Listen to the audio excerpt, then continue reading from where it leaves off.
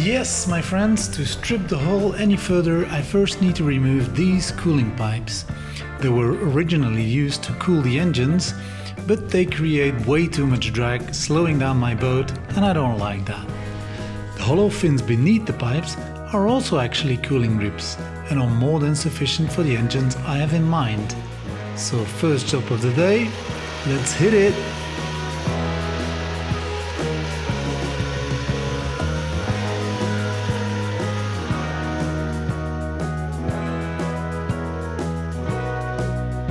Ouch, I could have sworn I drained these pipes already. There must have been a hidden water pocket. And yeah, this quote will be the running theme of the episode, you'll see.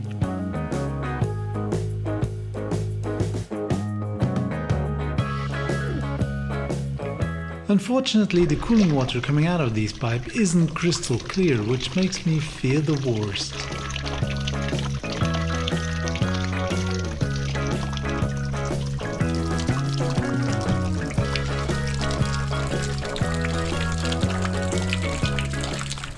But without further ado, I removed the pipes and assessed the damage. In the end, it's actually a good thing that I took them off. This issue needs to be addressed. Hopefully things look better on the port side though.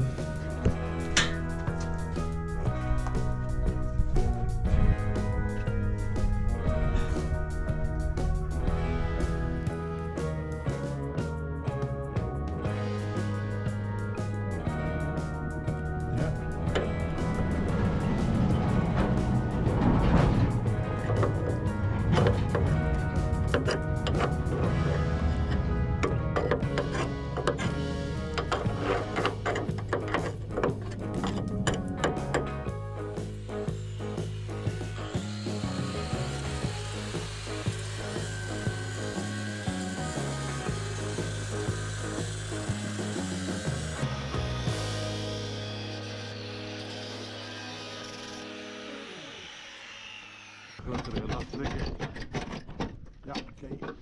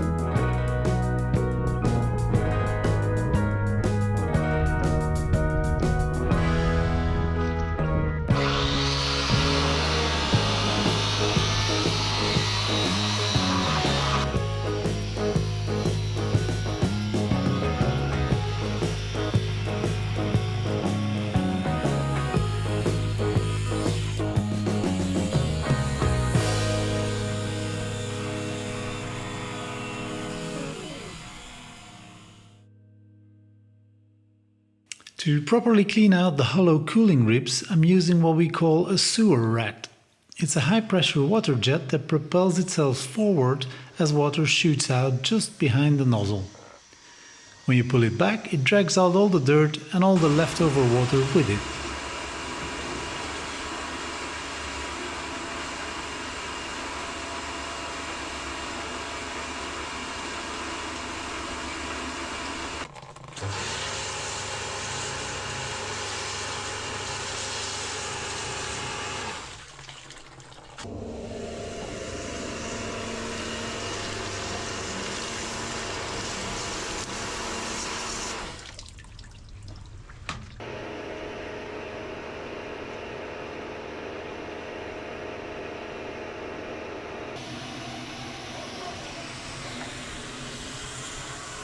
Meanwhile, I'm cutting cover plates from the old engine exhaust housing to weld over the holes in the cooling ribs.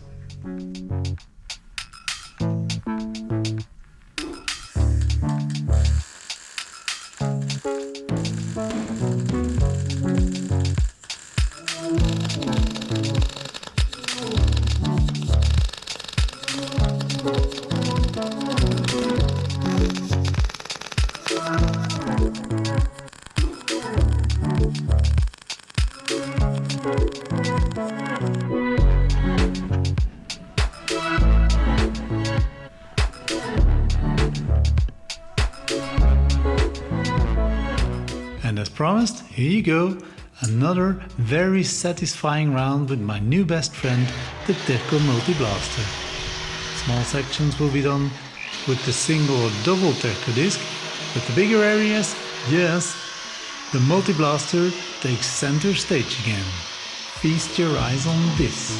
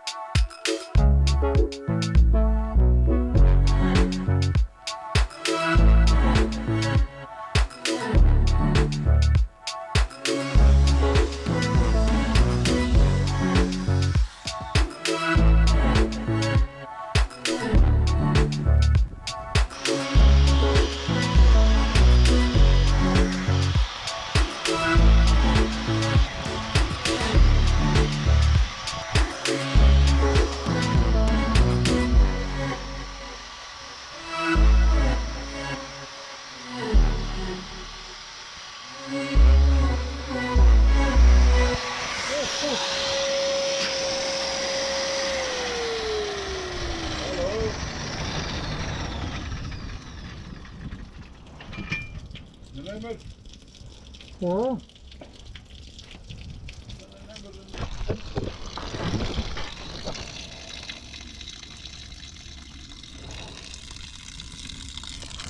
Whoa, that was a surprise. And honestly, I have no idea where all that liquid came from. It just kept pouring out. I must have carried away at least 20 or 25 buckets. Fortunately, the water is crystal clear.